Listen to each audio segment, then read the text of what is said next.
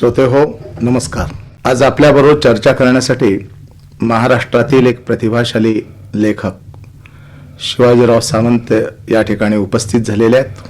त्यांच्याशी आपण त्यांची येऊ घातलेली युगंधरा ही जी कादंबरी आहे तिच्या संबंधी आपल्याशी ते मोकळेपणानं बोलणार आहेत.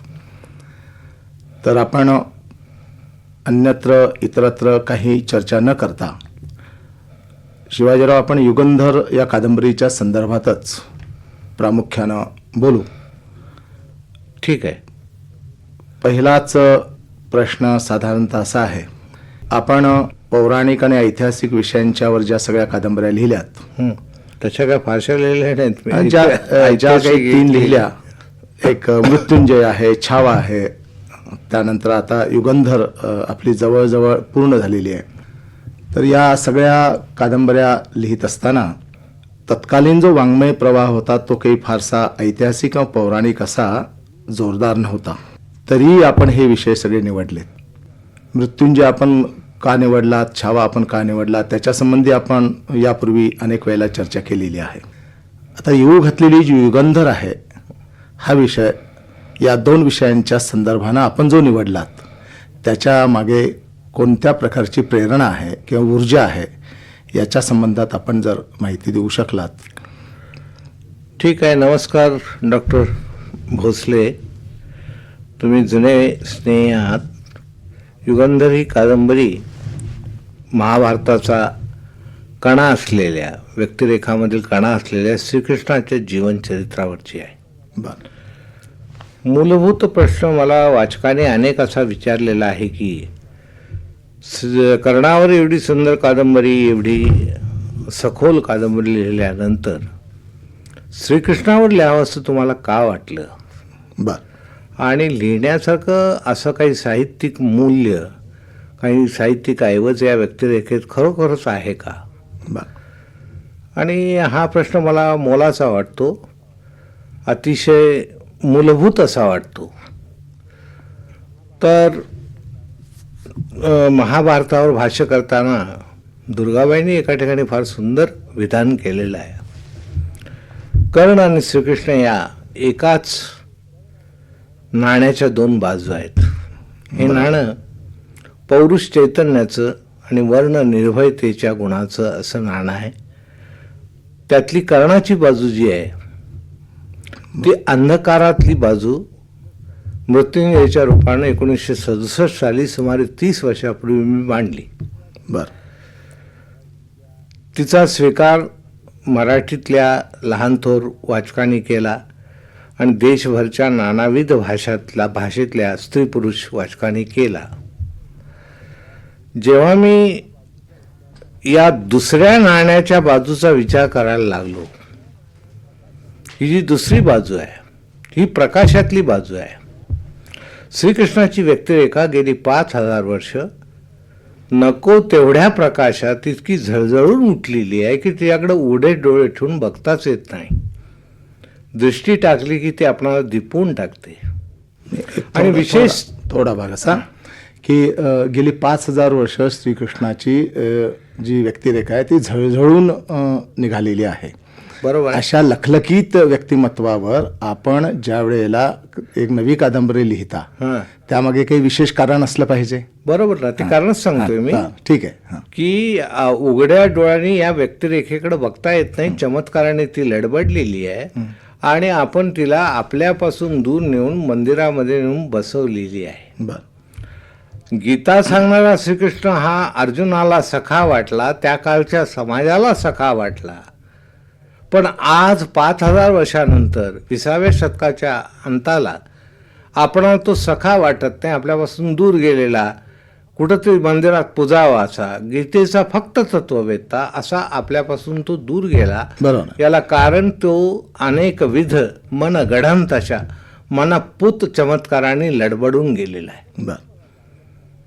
हे जेव्हा प्रकर्षानं मला जाणवलं तेव्हा माझ्या मनात असं आलं की याला जरा झळझळीत प्रकाशातून हाताला धरून विनवून त्याच्या आवडत्या कदंब वृक्षाच्या छायेत आणून उभा करावं आणि याला मराठी भाषेच्या स्त्री पुरुषाशी बोलतं करावं. ते करता येणं शक्य आहे का साहित्यिक फॉर्ममध्ये, याचा विचार करण्यात माझी 2-3 वर्ष गेली. आणि मग मला कळलं, जाणवलं आतून, की नाण्याची दुसरी बाजू ही मांडणं अत्यंत आवश्यक आहे. म्हणून आपण ती म्हणून मी तिच्यावर विचार करायला लागलो. विशेषतः 1967 साली मृत्युंजय प्रकाशित झाली त्यावेळेला पहिल्या आवृत्तीत जी प्रस्तावना मी लिहिली आहे त्यात लिहिलेलं आहे, श्रीकृष्णाबद्दलचं फक्त एकच वाक्य आहे. त्यात असं म्हटलेलं आहे की मी या व्यक्तिरेखेबद्दल आता काय बोलू या क्षणी. बरोबर. या क्षणी त्याच्याबद्दल बोलण्यासारखं माझ्याकडे काय नाही, योग्य वेळेला मी बोलेन. आज 30 वर्षानंतर ती योग्य वेळ आले हे प्रकर्षानं मला जाणवलं आणि हा एक मोठा आकृतीबंध सिद्ध झालेला आहे. मृत्युंजयच्या प्रस्तावनेमध्ये आपण आता श्रीकृष्णासंबंधी काय बोलू असं म्हटलं, हो, त्याचा अर्थच असा आहे की मृत्युंजय संबंधी लिहित असताना कृष्णासंबंधी लिहायचं आहे असं कुठंतरी एक. हो नक्की आहे. आणि तुम्ही मृत्युंजय मधला श्रीकृष्ण बारकाव्यानं वाचा. बरोबर. मला याच्यासाठी अनेक लोकांचे अभिनंदनाचे हे आलेले आहेत, पत्र किंवा फोन आलेले आहेत की श्रीकृष्णाच्या व्यक्तिमत्वाला धक्का न लावता तुम्ही कर्णाचं अंतरंग उलगडून दाखवलेलं आहे, असं लोकांचं, वाचकांचं स्पष्ट मत आलेलं आहे. म्हणजे त्याचा अर्थ असा आहे शिवाजीराव की मृत्युंजय कर्णावर, छावा संभाजीवर आणि युगंधर श्रीकृष्णावर, तर एका विषयाचं अवलोकन करत असताना किंवा एका विषयाचं चित्रण करत असताना आपल्या मनामध्ये दुसरा एक विषय घोळत होता आणि एक त्रिस्थळी अशा प्रकारची एक यात्रा या बाबतीत नुकताच प्राचार्य शिवाजीराव भोसलेने एक लेख लिहिला आहे. माझ्यावर एक पुस्तक निघते त्यामध्ये हा लेख आहे. त्यात त्याने असं म्हटलेलं आहे की हे खरंच वाटत नाही की एकच व्यक्ती एकच लेखक संभाजीराजांच्यावर, कर्णावर आणि नंतर श्रीकृष्णावर लिहितो आहे. हे खरं सुद्धा वाटणार नाही उद्याच्या पिढीला, पण हे वास्तव आहे, हे घडलेलं आहे. आज आता श्रीकृष्णाच्या रेखेची तीव्रता मला जी जाणवली ती ही जाणवली की वाजवीपेक्षा जास्त प्रकाश पडून ही झाकाळली गेलेली आहे व्यक्तिरेखा. हिला जरा कमी प्रकाशात आणून वास्तव तिला जर कसोट्या लावल्या, सगळे चमत्कार काढून टाकून, शक्य तितके काढून टाकून जर बघता आली तर बघता येईल का येईल हे ठरलं. म्हणजेच पण मला कुठल्या आकृतीबंधात फॉर्ममध्ये म्हणजे शिवाजीराव त्याचं असं आहे की श्रीकृष्णावर जी काही पुटं चढलेली होती ती खरवडून काढून तुम्ही एक लखलखीत अशा प्रकारचं श्रीकृष्णाचं वास्तव चित्र तुम्ही उभं केलं. तो अर्जुनाच्या बरोबर जसा चालला जीवनभर, बरोबर आहे, तसा तो आजच्या वाचकाबरोबर चालू शकेल हे पटल्यानंतर मी त्या फॉर्म मध्ये लिहिलंय. असं हे वास्तव लखलखीत व्यक्तिचित्र रेखाटत असताना आपण ते रेखाटण्यासाठी म्हणून जो कालखंड घेतलात तो प्रदीर्घ अशा प्रकारचा एक कालखंड आहे. हो, तो कालखंड आकड्यात सांगायचं झाला तर जवळजवळ 18 ते 20 वर्षांचा आहे. तसा हा मृत्युंजयच्या प्रकाशनापासून 30 वर्षांचा आहे. परंतु प्रत्यक्ष युगंधरचं लेखन 18 ते 20 वर्षांचं आहे. आणि यामध्ये आपला एक व्यासंग आणि त्याचबरोबर त्या विषयासंबंधीचं संशोधन हे अंतर्भूत आहे. म्हणजेच लेखकाजवळ नुसतीच प्रतिभाशक्ती असून चालत नाही, तर त्याला एक व्यासंगाची जोड लागते आणि त्याचबरोबर संशोधनाची जोड लागते.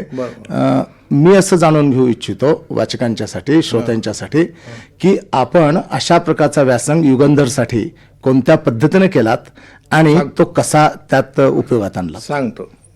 श्रीकृष्णाशी निगडीत असे जे संदर्भ ग्रंथ आहेत, श्रीकृष्णाचं चरित्र, जे जीवनचरित्र आहे ते 3 भागात स्पष्ट विभागलं गेलेलं आहे. गोकुळातला श्रीकृष्ण, बरोबर, किशोर वयात कंसाचा वध केल्यानंतर सांदीपनींच्या आश्रमात शिकणारा श्रीकृष्ण आणि त्याच्यानंतर मथुरेत येऊन परतून पुन्हा द्वारकेत गेल्यानंतर जीवनाचं संपूर्ण आडवे येणाऱ्या, वेड्या वाकड्या वागणाऱ्या दुष्टांचं निर्दालन करणारा श्रीकृष्ण हा द्वारकेतला श्रीकृष्ण. आणि तिसरा कृष्ण आहे महाभारतातला आणि शेवटचं उर्वरित आयुष्य द्वारकेत व्यतीत केलेला. बरोबर. असे त्याचे मथुरा गोकुळ बालपण, मथुरा द्वारका तरुणपण आणि महाभारत पुन्हा द्वारका वृद्धपण असे 3 सरळ टप्पे पडतात. बर या 3 टप्प्यामध्ये गोकुळातला श्रीकृष्ण जो आहे तो आपणाला श्रीमद भागवतात मिळतो. व्यासांचे जे श्रीकृष्ण चरित्र अशी 3 संदर्भ ग्रंथ निगडीत आहेत, जे आज अधिकृत संदर्भ ग्रंथ म्हणून मानले जातात. बरोबर. त्यामधलं श्रीमद भागवत हे नंतर लिहिलं आहे, पण संदर्भाच्या दृष्टीनं पहिला आहे, उपयुक्त आहे. उपयुक्त आहे, पहिला आहे. बरोबर. नंतर महाभारत येतं आणि नंतर येतं हरिवंश. बरोबर. काही पुराणं सुद्धा त्यात संदर्भित आहेत. श्रीकृष्ण चरित्राशी 7-8 पुराणं येतात संबंधित. बरोबर. पण या 4 पद्धतीच्या संदर्भाशिवाय श्रीकृष्णाच्या जीवनचरित्राशी अधिकृत संबंधित अशी दुसरा कुठलाही ग्रंथ नाही. बर नंतर त्याच्यावरची भाष्य ही सुद्धा संदर्भासाठी आज विचारात घ्यावी लागतात. बर आता झालंय काय, बाळपणीचा गोकुळातला जो श्रीकृष्ण आहे तो भारतीय मनावर अतिशय मोठा प्रभाव टाकून गेलेला आहे. बरोबर. सगळे असुरांचं निर्दालन, सगळे चमत्कार, बरोबर. कालियाचा असो, अनेक गर्दवासुराचा असो, धेनुकासुराचा असो, वृत्रासुराचा असो, असे सगळे चमत्कार जे येतात ते गोकुळातल्या बाल श्रीकृष्णाच्या जीवनचरित्रात येतात. बरोबर.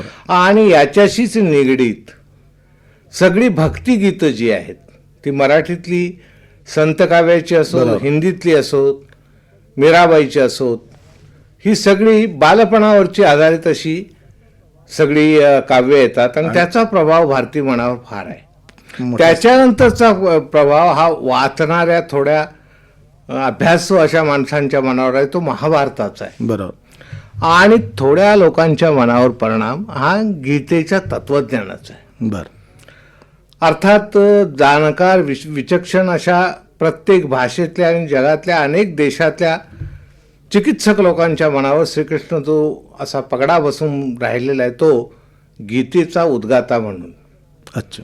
पण बऱ्याच चिंतनानंतर, वाचनानंतर, अनेक तज्ज्ञांशी भाषण, संभाषण, मुलाखती झाल्यानंतर मी या मताला आलो बर की केवळ गीता सांगणारा श्रीकृष्ण किंवा महाभारतातला श्रीकृष्ण म्हणजे श्रीकृष्ण नव्हे, तर त्याच्या जीवनचरित्रातील प्रत्येक घटना ही एक एक गीतेचं मोल असलेली घटना आहे. बर त्याच्या जीवनाच्या पायाच्या प्रत्येक ठशाबरोबर एक एक जीवन गीतेचं तत्वज्ञान, एक एक श्लोक उमटत गेलेला आहे. त्याचा वेध ललित साहित्यातून घेता येईल हे जाणवल्यानंतर मी प्रत्यक्ष लिखाणाला हात घातला. बर आणि तो हात घातल्यानंतर एक प्रकरण पहिलं श्रीकृष्णाचं मी जे लिहायला घेतलं ते असं होतं की आत्मचरित्रपर ही सगळी कादंबरी सांगावी श्रीकृष्णाच्या तोंडूनच. बर म्हणून 200 पानं झाल्यानंतर आपण नाशिकला गेलो. अडलात आपण. आडलो, नाशिकला गेलो आणि तात्यासाहेब भेटले मला, कुसुमाग्रज. बर आदरणीय तात्यासाहेबांशी चर्चा झाली याची. बर मी त्यांना सांगितलं की म्हटलं असं असं हे आत्मनिवेदनपर आत्मचरित्रात्मक अशी कादंबरी मी लिहितोय, श्रीकृष्ण एकटाच बोलेल बर आणि असा प्रयत्न चालू आहे. ते म्हणाले चांगला आहे, लिहायला सुरुवात करा. बर परत आलो मी, काही पानं लिहून जाईल आणि पुन्हा थांबलो. मला हे जाणवलं की एकटाच श्रीकृष्ण बोलणं हे एकूण पुढच्या गीतेच्या दृष्टीनं, रुक्मिणीच्या आणि त्याच्या ज्या 8 राण्या आहेत त्यांच्या दृष्टीनं सुद्धा अतिशय कंटाळवाणा असा प्रयोग होईल. बरोबर. म्हणून मी पुन्हा थांबलो. योगायोगानं दुसरा एक नाशिकचा भाषणाचा योग आला. त्यावेळेला त्यांनी सांगितलं की तुमच्या मृत्युंजयचा जो आकृतीबंध आहे बर तो काय वाईट आहे लिहायला. बरोबर. मी म्हटलं की ते पुनर्लेखन वाटेल, ते रिपिटेशन वाटेल, पुन्हा तुम्ही तोच फॉर्म घेताय असं वाटेल. बरोबर. तर त्यांनी मला असं सांगितलं की तसं वाटायचं काही कारण नाही. मृत्युंजयचा फॉर्म हा उत्तम एक फॉर्म आहे. उत्तम त्याला कारण असं ते म्हणाले. त्यांनी दिलं जे तर्कशुद्ध उत्तर होतं ते मला स्पर्शून गेलं. ते असं होतं की महाभारतात इतक्या व्यक्तिरेखा आहेत की अजून 10 कादंबऱ्या सुद्धा लिहू तुम्ही शकाल. मृत्युंजयच्या फॉर्ममध्ये लिहू शकाल. फक्त ती व्यक्तिरेखा तुम्हाला किती कळले बरं हा प्रश्न राहील. म्हणजे त्याचा म्हणजे शिवाजीराव त्याचा अर्थ असा की एक क्षण असा येतो लेखकाच्या जीवनामध्ये, प्रतिभावंताच्या, की कुठेतरी तो अडतो, थबकतो, थांबतो आणि अनुभव सिद्ध अशा प्रकारचं मार्गदर्शन मिळत असतो. नक्कीच. त्याचा वारू आता वादच नाही. गतीनं धावतो. तसं तात्यासाहेबांचं मार्गदर्शन तुम्हाला मिळताच. तुम्हाला जो फॉर्म तुमच्या मग मी थांबलोच नाही. थांबलाच नाही. मागे वळून तुम्ही पाहिलंच मग माझ्या मनात बरं. रचनेच्या अर्थानं वेगळंच महाभारत सुरू झालं बरं की आता व्यक्तिरेखा निवडायच्या कुठल्या, बरं त्याला कसोटी काय लावायची, बरं गाळायच्या कुठल्या, ठेवायच्या कुठल्या, असं एक मोठं प्रचंड महाभारत सुरू झालं. शिवाजीराव, या निमित्तानं एक प्रश्न असा की आपण आपल्याला फॉर्म सापडला, रूपाकार सापडला, आपण तात्यासाहेबांनी आपल्याला मार्गदर्शन केलं, आपण नंतर मागे वळून पाहिलं नाहीत आणि आज युगंधर सिद्ध स्वरूपामध्ये आपल्या समोर आहे. आपण युगंधरमध्ये तात्यासाहेबांचं जे पत्र दिलेलं आहे ते सुद्धा अतिशय बोलकं आहे. आपण ही जी निवड केली पात्रांची किंवा तत्सम सर्व प्रकारच्या गोष्टींची, त्यामध्ये मला असं वाटतं की अतिशय उत्तम अशा प्रकारची सौंदर्य स्थळं युगंधरमध्ये असणार आणि जुन्या कादंबऱ्यांच्या मध्ये आहेत. विशेषतः मृत्युंजयमध्ये किंवा छावामध्ये दगडी कासवाची योजनेची जी सौंदर्य स्थळ आहे ते उत्तम आहे. किंवा मृत्युंजयमध्ये 5च गावं काय पण सुईच्या अग्रावर राहिलेली मातीही देणार नाही, इतकंच नव्हे तर या महालातून बाहेर जात असताना पायाला लागलेली माती सुद्धा खरवडून घेईल, असं दुर्योधन श्रीकृष्णाला जे म्हणतो. ही सौंदर्य स्थळ आहेत. ही सौंदर्य स्थळं लेखकाच्या उत्तुंग अशा प्रकारच्या प्रतिभाशक्तीचा एक सर्वोच्च अशा प्रकारचा आविष्कार असतो. त्याच्या चिंतनाचं मननाचं सार असतं. मला असं म्हणायचं आहे की अशा प्रकारची युगंधरमध्ये स्थळं, सौंदर्य स्थळं आहेत. ती कोणती आहेत? सुंदर प्रश्न विचारलाय तुम्ही. मी असा विचार करत राहिलो की भारताच्या प्राचीन उपलब्ध ऐतिहासिक ज्या व्यक्तिरेखा आहेत, म्हणजे रामापासून घेतल्या तर अगदी आताच्या व कालच्या आमच्या राजर्षी शाहूंच्या पर्यंत, बरोबर, तर त्यामध्ये मस्तकावरच्या मुकुटामध्ये मोरपीस असलेली व्यक्तिरेखा फक्त एकट्या श्रीकृष्णाची आहे. हे याच्या सोनेरी मुकुटाला चिकटलेलं जे मोरपीस आहे याला निश्चितपणे काहीतरी सखोल अर्थ असला पाहिजे. या अर्थानं जवळजवळ 3-1 वर्षाचं माझं चिंतन झालं आणि ज्या क्षणाला मला याचं काच किंवा कारण पटलं त्यावेळेला मी शहारून गेलो. ते कारण असं होतं, मला असं जाणवलं की आयुष्यात भेटलेल्या प्रत्येक स्त्रीला श्रीकृष्णानं अत्यंत आदरानं वागवलेलं आहे. बरोबर. आणि यामध्ये राधेचाही संबंध येतो. राधा ही सखी आहे त्याची. द्रौपदी जशी सखी तशी दुसरी सखी राधा आहे. राधेला मात्र संदर्भ प्राचीन ग्रंथात नाहीत, कुठल्याच संदर्भ ग्रंथात राधा नाही. राधा आली 15व्या शतकातल्या गीत गोविंद या जयदेव कवीच्या काव्यापासून.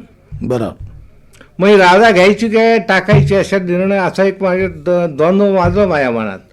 आणि राधेच्या कॅरेक्टरला, व्यक्तिरेखेला मी फुली मारली, हे काढून टाकायची. बरोबर.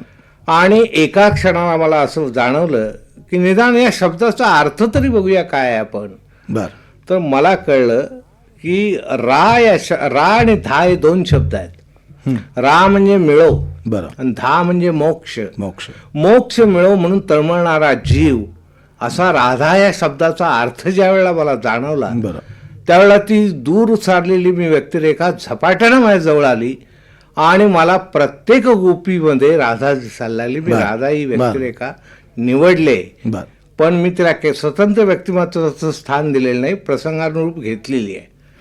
तर या राधेनं ती ज्यावेळेला ऋतुस्नात होते त्यावेळेला एका काटेरी मुकुटामध्ये एक मोराचं पीस भरून श्रीकृष्णाला गोकुळात भेट दिलेला आहे, असा एक प्रसंग त्यात मी घातलेला आहे. त्यावेळेला श्रीकृष्णाच्या चिंतनात अशी माझी वाक्य येत आहेत, असे विचार येत आहेत. त्या वेळीला माहित नव्हतं की ती आज वेगळ्या जीवनात प्रवेश करते आहे. तिनं मला जी भेट दिलेली आहे मोराचं पीस, हे अत्यंत मोलाचं आहे. मी हे जाणतो की जगातलं पुरुषार्थ, पराक्रम, विक्रम, श्रेयस, प्रेयस म्हणून जे जे काही चांगलं असेल ते सर्व चांगलं ज्या स्त्रीच्या योनीद्वारातून प्रकटतं त्याचं प्रतीक म्हणून हे मोरपीस मी मस्तकात आजपासून माळतोय. शेवटपर्यंत माझ्या मस्तकावर राहील. असा मनाशी विचार करून श्रीकृष्णाला ते मस्तकी वागवलेलं आहे. माझ्या म्हणण्याप्रमाणे किंवा माझ्या आग्रही निवेदनाप्रमाणे, नम्र निवेदनाप्रमाणे मोरपिसाचा प्रसंग 20व्या शतकाच्या अखेरीला लावलेला हा भारतीय मनाचा, लेखक मनाचा अन्वय आहे. हे आकलन नवं आहे असं माझं म्हणणं आहे. बरं, म्हणजे छावामधलं दगडी कासव, त्याचबरोबर मृत्युंजयमधील करोडून माती घेण्याचा प्रसंग, तसाच इथे ऋतुवती राधेची मोरपीस ही सौंदर्य स्थळांची एक चढती अशा प्रकारची कमान आहे. अशा प्रकारचे आणखी एखादं स्थळ सांगतो ना आपल्याला. आपण- अगदी सुंदर प्रश्न तुम्ही हा विचारलेला आहे ललितसाईच्या त्याच्या अंगानं. श्रीकृष्ण, कर्ण आणि भीष्म या 3 व्यक्तिरेखा, ज्याला साहित्याच्या भाषेमध्ये कन्फ्रंटेशन म्हणतात, बरं चकमक शाब्दिक होते असे प्रसंग बरोबर. एकत्र येतात, पण ते पराकुटली जात नाही. बरं एकमेकाचा आदर राखून ते एकमेकाशी बोलतात बरं. असं जाणवतं. असं का होत असावं, बरं का व्हावं, असे प्रसंग अनेक आहेत. बरोबर कर्ण श्रीकृष्ण भेट, हं.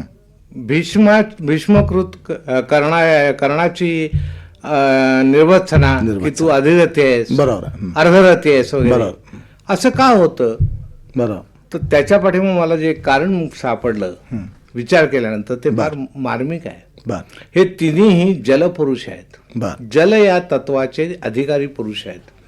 जल या शब्दाचा अर्थ आहे जायते यस्मात लियते यस्मिन, ज्यातून जीव जन्माला येतो आणि ज्यात लय पावतो ते जल हे पंचमहाभूतातलं समर्थ सामर्थ्यशाली तत्व. बरं या तत्वाचे हे तिघेही अधिकारी आहेत. बरं श्रीकृष्ण जन्मताच यमुनेच्या जलावरून प्रवास करतो, भरलेल्या यमुनेवरून. बर कर्ण अश्वनदीवरून प्रवास करतो बर.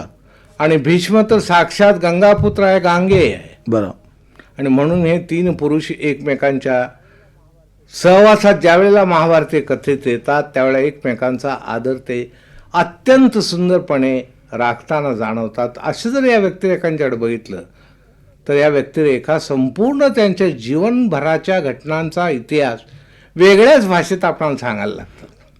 शिवाजीराव, ही सगळी सौंदर्य स्थळं वाचल्यानंतर, ऐकल्यानंतर त्याचं आकलन ज्या वेळेला होतं त्यावेळेला असा एक सहज विचार मनामध्ये येतो की शिवाजी सावंत हे नुसतं वास्तव चित्रण काढत नाहीत, तर वास्तवाला आध्यात्मिक अशा प्रकारची जीवनाची एक झालर चिकटवतात आणि त्या दिशेनं मानवी जीवनाचा प्रवास चालावा अशा प्रकारची अपेक्षा बाळगतात.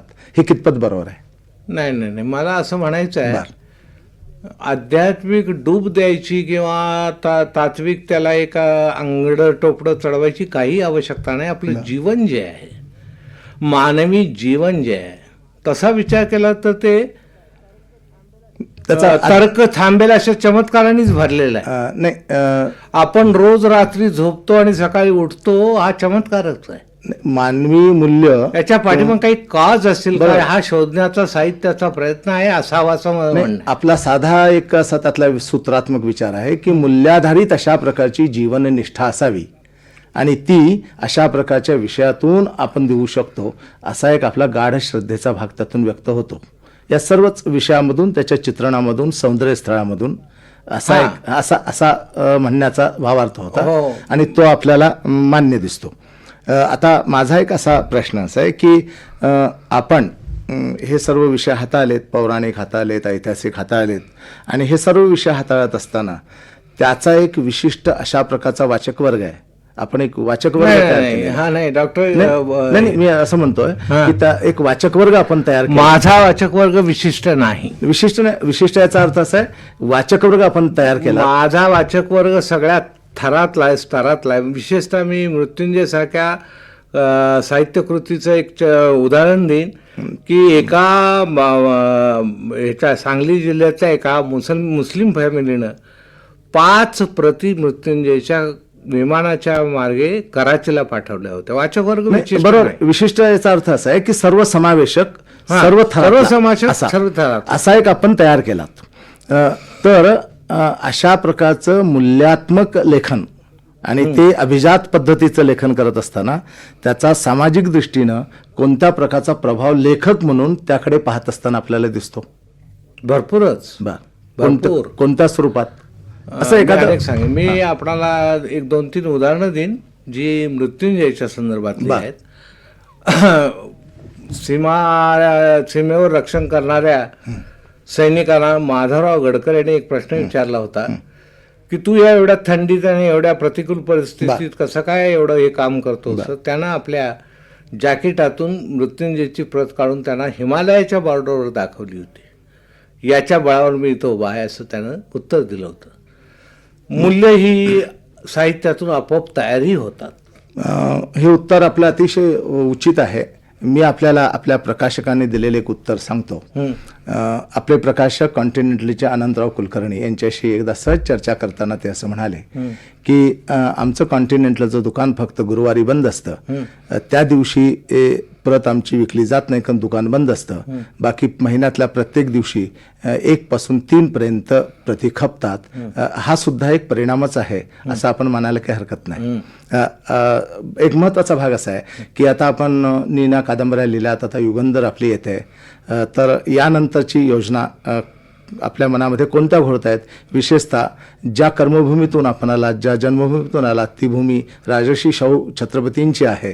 तेव्हा राजर्षी शाहू छत्रपतींचा एक महानायक करण्याचा जो मुळातच आहे, अशी काही आपल्या मनामध्ये घोळत आहे की काय? मी आता संकल्पित असं काही बोलू इच्छित नाही, बोलणं योग्यही नव्हे. मृत्युंजय लिहित असताना मी जर म्हटलं असतं श्रीकृष्णावर मी लिहीन तर ते खरंही वाटलं नसतं, पण ते आज होऊन गेलं आहे. लेखकाच्या हातून एखादी साहित्यकृती ज्यावेळेला तयार होते त्यावेळेला समिष्टीची मागणी आपोआप काम करत असते अशा मताचा मी आहे.